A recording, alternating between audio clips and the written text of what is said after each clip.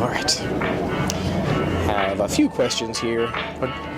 So we're going to be facing each other like this? Okay, gotcha. All right. So, welcome everybody to this exclusive interview with the co-CEO of Aptera. Great to speak with you. Yes, first time actually meeting in person. Yeah, a pleasure. Yes, absolutely. So, just had a couple questions. Just wanted to, kind of get some of the stuff that people were wondering.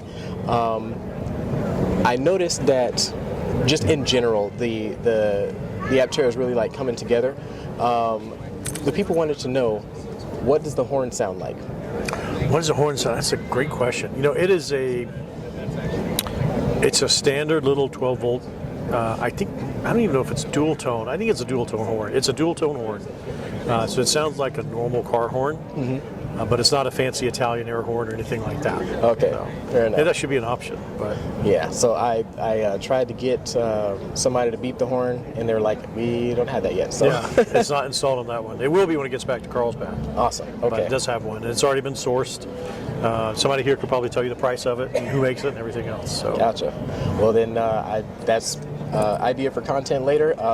There would be a lot of people interested in just hearing the horn. For sure. Okay. Great to know. Yeah.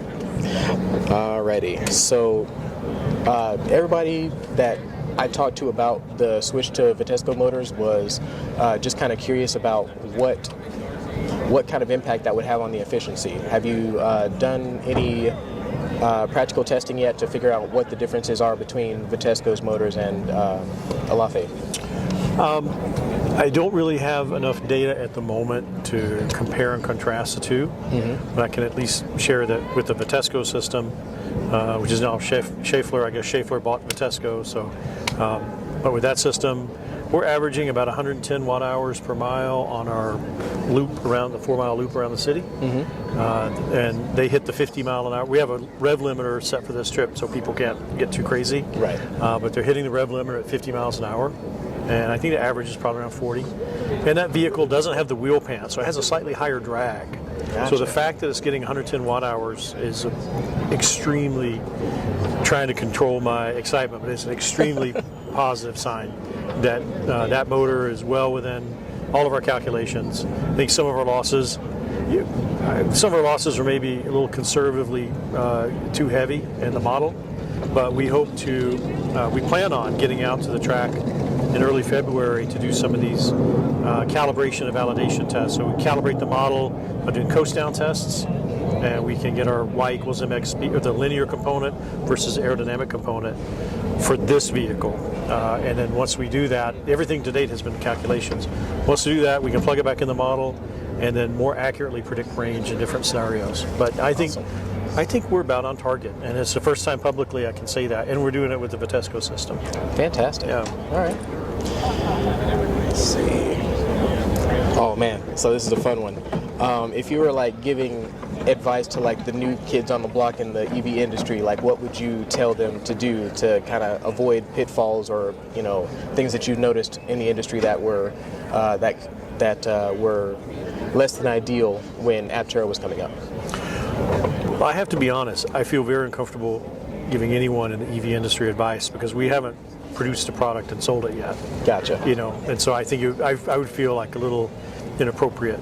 Maybe once we're shipping vehicles, then I would say that. But I'd say general business advice in any scenario is really hire very carefully, hire slowly, fire quickly, and just really make sure the person, the skills and background and the credentials are one thing, but then the psychological fit with the team is another. Most of the problems you're going to face as an entrepreneur, whether it's an EV startup or a software startup or anything else, biotech, they're not technical, they're psychological. Gotcha. With building motivating teams, getting people to do more than what they even think they could do themselves. So I would say read up on emotional intelligence, read up on human psychology, how to motivate people, and I think that's advice for any startup. Gotcha. Okay.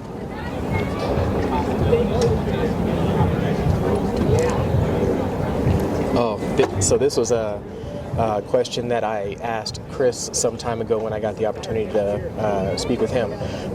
What is something that you had a lot of time for before you started Aptera that you don't have as much time for now, like hobbies and things like that? Flying. Oh, gotcha. I stopped flying actually the first Aptera.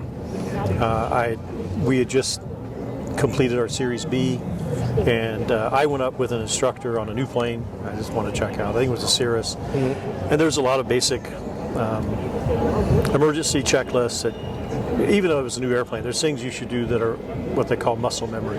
Yeah. And I couldn't remember anything, and it was because I was so distracted with Aptera and the business, and it consumed me so much, as it does today, that I felt irresponsible flying. And it was it'd be a danger to myself and others. So I got out of the cockpit. I said, I'm not going to fly till I'm at a time in my life where I can pull back from the day-to-day of a startup. Right. And I'm not there yet. So I have Flight Simulator at home and the VR goggles, and that kind of scratches the itch a little bit.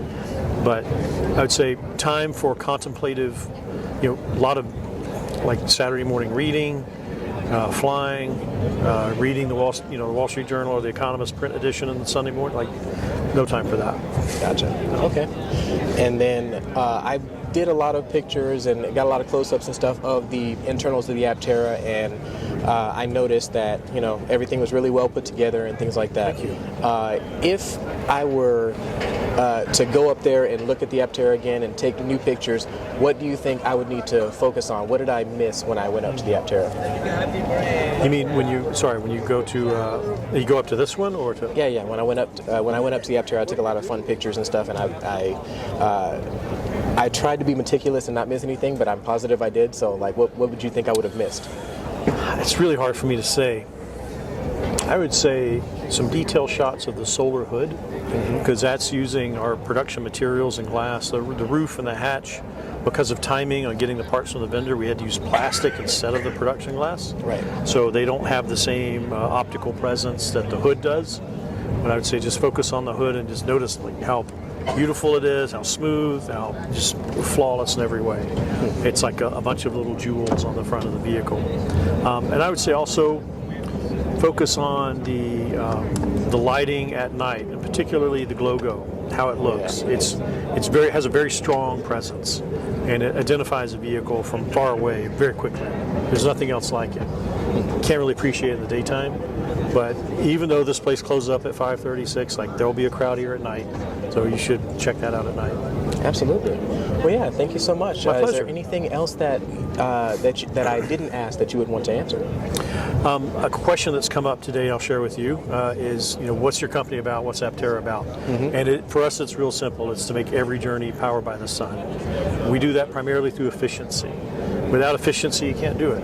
The vehicle's too heavy, too much energy, and so by focusing on drag and lightweight, we view this as just a starting point. We don't want to just get 40 miles per day. We want to get 50 miles, 60 miles, 70 miles. So that's going to be a combination of better solar technology, of better battery storage technology, but also continuing to lightweight the vehicle through optimization, through simulation, and also better aerodynamics. So again, through constant optimization, simulation. So I think this is just a starting point. It's only going to get better from here. Absolutely. Well, thank you so much for your time. My pleasure. Yeah, great to have you, and hope you guys enjoy. Watch the show.